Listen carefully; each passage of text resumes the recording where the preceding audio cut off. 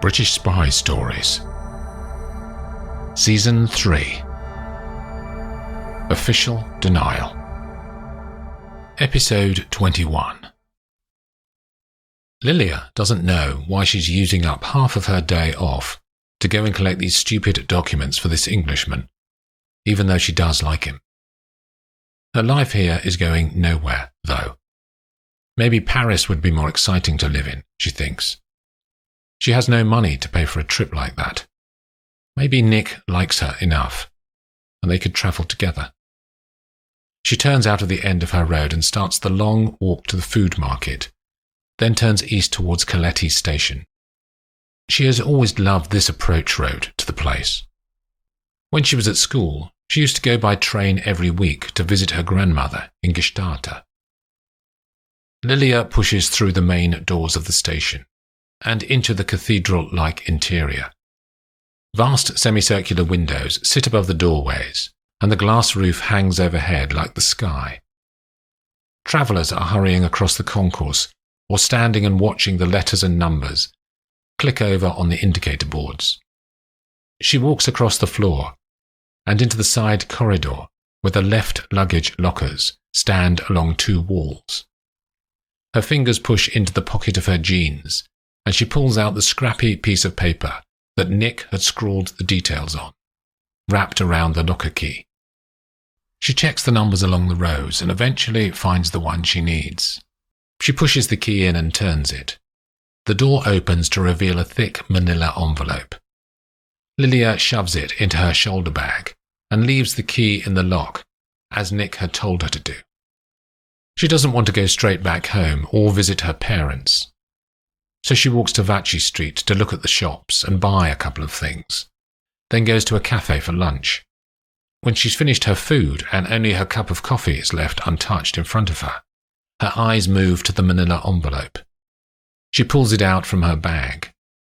It's stuck down, but she dips her finger in the coffee and gently soaks the paper near the sticky patch holding the envelope closed, then gradually eases the two parts of paper apart. Lilia puts her fingers inside and can feel loose papers. She pulls out a handful of documents and puts them down on the table. Her English is good, but she doesn't understand everything that she's reading. It looks like boring stuff, she thinks. Just a load of emails and copies of papers about what look like military maneuvers. She shoves it all back inside and pushes the envelope closed as her phone hums a notification. She checks it. It's from Lisa, a girl she has known since school. She's inviting her over this afternoon to her flat, and Lilia replies with a definite yes and heart emojis. Waiting in a car outside of someone's house reminds David Allardyce of his younger days when he worked in MI5. He had felt more valued then, when he was part of the team around the Queen and the royal family. It felt like important work. But he hasn't enjoyed the last decade, hidden away in Spain with a different name, and his old life officially ended. Comms branch are good at covering up the trails of information that people leave. Tiny moments when you book a restaurant and forget your name and give your old name, or CCTV pictures of you in a shop when you should have died the week before. He doesn't mind the secrets, that's the game in spying. But his Spanish life was monotonous. That's why he knew he had to come back. Fiona had surprised him. She seems to have accepted that he's back from the dead. Not many women could cope with that. He is lucky to have her. David wants to take her back to Spain after this is over. His new life will be bearable with her there. The light has started to turn from afternoon into dusk, and David looks out of the windscreen and up at the clouds hanging over London. A man turns the corner of the road and walks up to the house that David has been watching. He immediately sits up a bit more in his car. Is that Maxime? He looks old. Maybe the stress of another decade of lies and death have taken its toll on the Russian. David waits until Maxime has disappeared inside the front door of the house. It's a house like all the others in the street, in Shepherd's Bush, although estate agents would call it Hammersmith Borders. He steps out of the car and locks the driver's door, then walks slowly towards 30A Mintford Gardens. Maxime likes this flat. He's been here for 5 years. He'd rather have a view of a parkland, but it's better than some of the places he's lived in. He has all the ground floor, 2 bedrooms, a big kitchen, and a bigger lounge with a real fire, although he doesn't light it. He has the garden for his use too. The sound of the doorbell surprises him. He has 2 old Makarov pistols, loaded and hidden around the place, one in the lounge and one by the front door. He walks to the front door and opens a small wooden case that sits next to the frame. The Makarov is there, and placed so that he can easily get hold of it, should he need to. He breathes out and pulls the handle. "Hello, Maxime," says David. "May I come in?" Maxime is lost for words, for at least 5 seconds. Then he says, "Mr. Allardyce, this is a surprise." He leaves the front door ajar and turns back into the house. David walks in and closes the door behind him. "Tea, Mr. Allardyce?" "Thank you. Take a seat in the front room, won't you?" Maxime says as he walks off to the kitchen. David sits in one of the 2 large patterned Victorian armchairs that stand each side of the fireplace.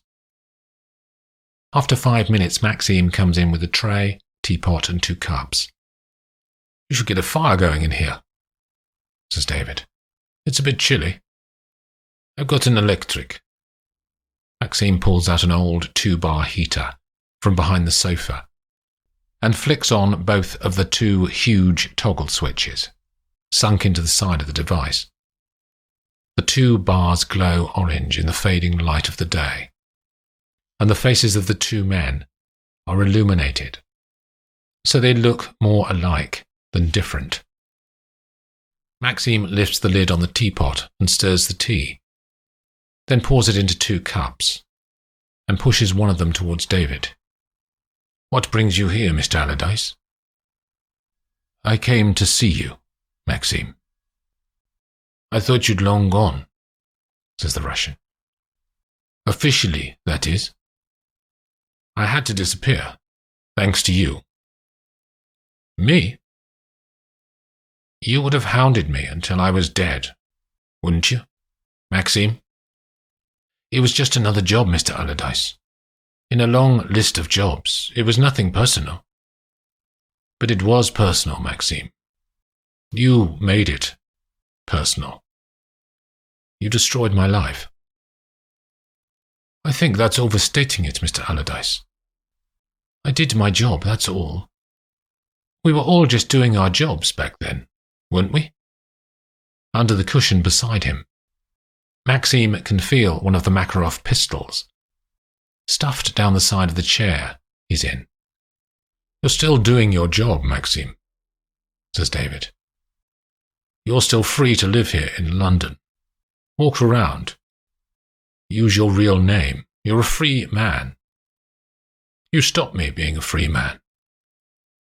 You didn't have to run, Mr. Allardyce, and die like a brave soldier in the field," he says.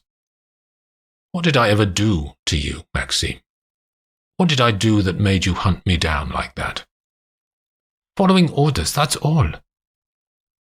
"Behind the spies are real people, Maxime, real families.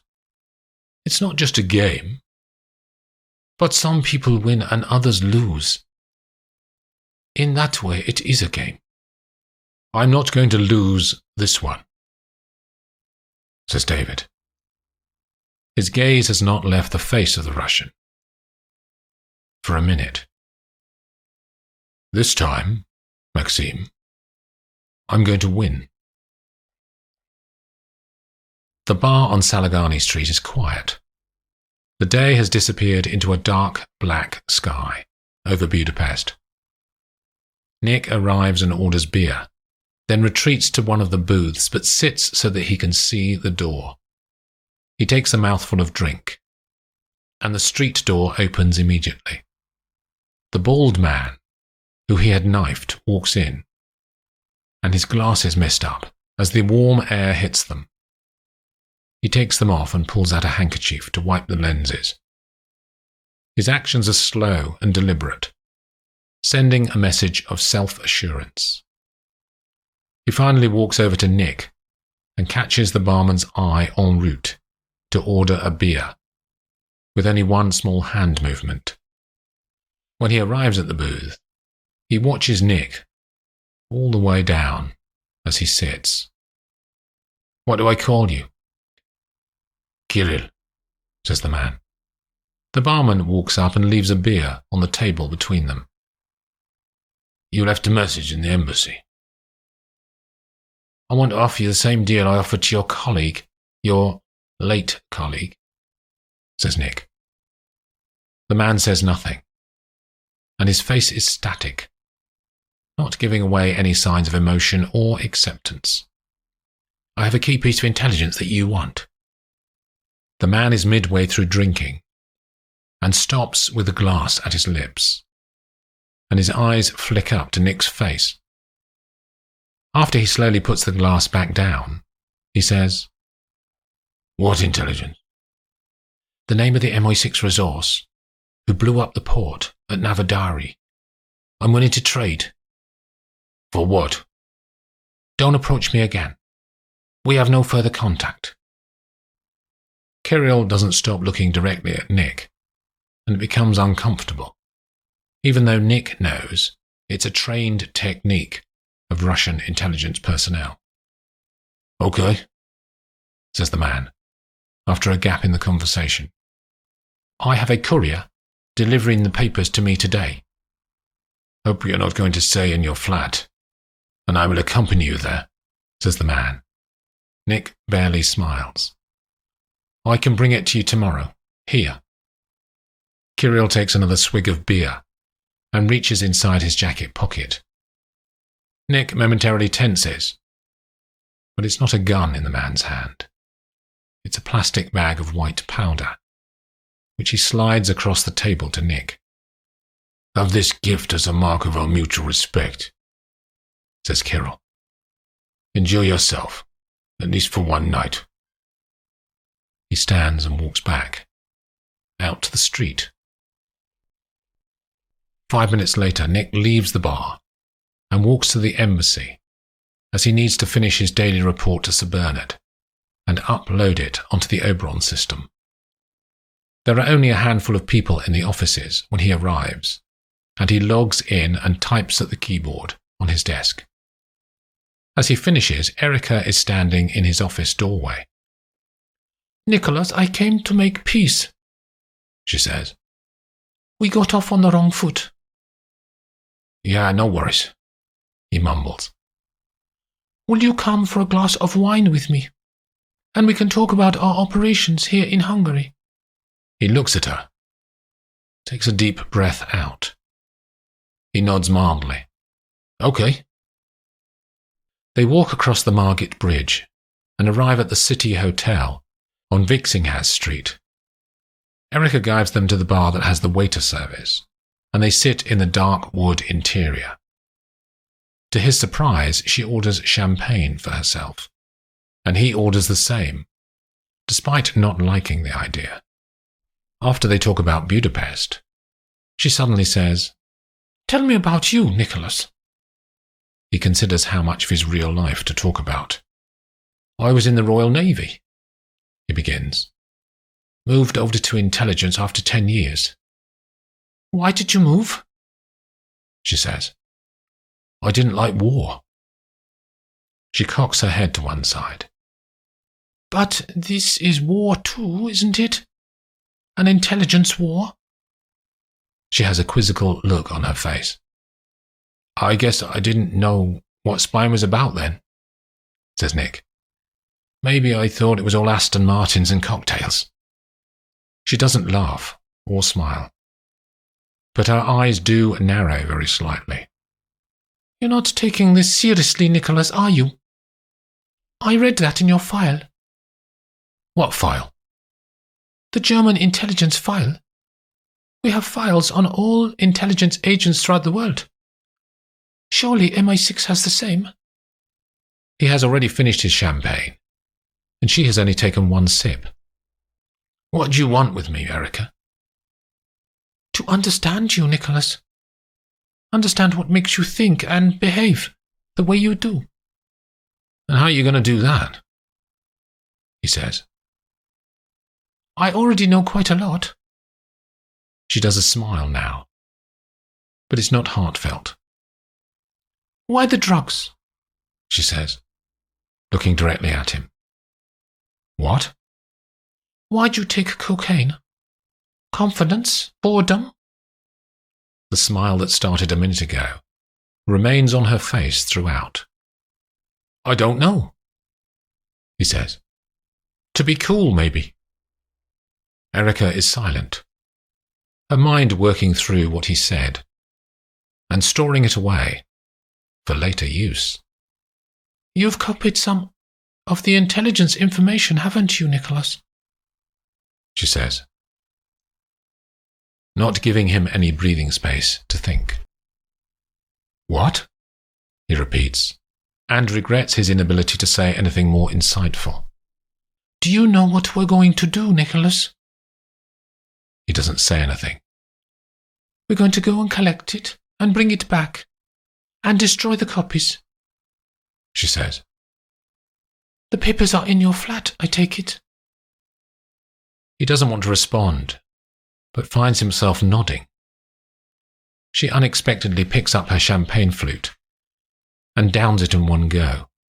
Come, she says to him, and stands up. Outside the hotel, they clamber into a waiting taxi, and it takes them 15 minutes to get to his apartment. Erica tries to make conversation, but he's not in the mood. He wants to ask how she knew about the papers, but he doesn't want to know the answer. Inside his head, Oxwood continually thinks about what he can do, how he can get out of this. The Russians will be expecting the information tomorrow. If he doesn't give them something, they'll keep on coming back, wheedling more and more out of him. If only this bloody woman hadn't been posted to Budapest, he'd be fine now. They push through the plate glass door to his block of flats, and the two of them walk up to the first floor. When they arrive at his front door, he stops and says to her, What are you going to do after this? You want to take me to dinner, Nicholas? No, I meant, are you going to report me? Erica inspects him, standing next to her. Oh, yes, is all she says. They walk in. Erica sees the body of Lilia first, lying on the bed with her arms crossed on her chest, like a statue. The German woman looks over the girl, then around the room, taking in the details. You know her, Nicholas? Oxwood hasn't moved for 10 seconds, his eyes on Lilia's young face. The sadness that had been part of his demeanour for at least a week clicks up a notch. He clears his throat. Yes, he says faintly. Who is she? She works in a bar near the embassy. I asked her to collect the documents from the station for me. This is the Russians doing this, then? They have taken the intelligence too, have they? I guess so. Erica pulls out her mobile phone and dials a number. She speaks in German to her control in Berlin and tells them about the leak. Nick's German is poor, and he doesn't understand everything, but he can guess what she's saying. She ends the call and turns to him. We are to dispose of the body, Nicholas. Berlin linked the call through to your London control, and we all agreed. Oxwood walks over to the bed and puts his fingertips on Lilia's cheek. His eyes water, and he just needs to be there with her for a minute. "You were fucking her?" says Erica, too directly. He looks up and shakes his head. "No? Come on then. No time for emotions. People from my intelligence service are arriving with a body bag and transport in..." She looks at her watch. 5 minutes. 15 minutes later, Erica and Nick walk back outside to the front of his flats and get into a taxi that she had called for them. "I have booked you a room in my hotel, Nicholas. Your belongings will be moved to a new flat by tomorrow. And the girl's DNA scrubbed away." "The girl," he says. "She was called Lilia." Erica looks at him. There's a pause. Then she nods and says, "Lilia? Yes, it's a pretty name."